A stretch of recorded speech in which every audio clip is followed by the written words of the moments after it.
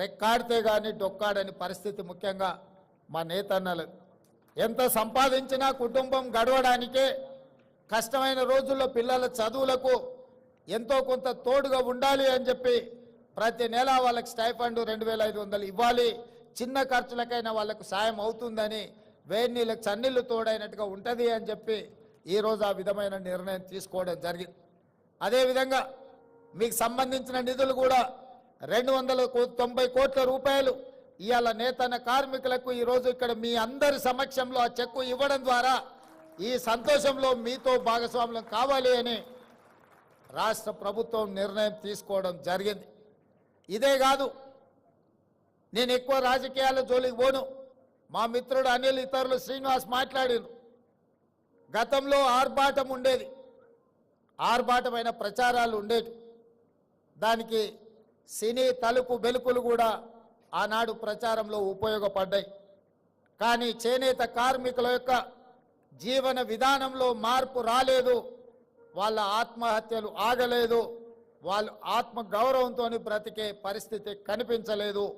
అందుకే ఈ ప్రభుత్వం ఆలోచన చేసి ఆనాడు బతుకమ్మ చీరలు సిరిసిల్లకి ఇచ్చిన చీరలు ఇచ్చిండు, కానీ నేసిన ఆ కార్మికులకు నిధులు విడుదల చేయలే. ఆయన బకాయి పెట్టిన సిరిసిల్ల నేతన్నల బకాయిలు కూడా తుమ్మల నాగేశ్వరరావు గారు మంత్రి అయినాక వారు నా దృష్టికి తీసుకొస్తే నేను ఆ నిధులను విడుదల చేసి రాజకీయాలకు అతీతంగా సిరిసిల్లలో ఉన్న కార్మికులను కూడా ఆదుకోవడానికి కోట్ల రూపాయల నిధులను విడుదల చేయడం జరిగింది.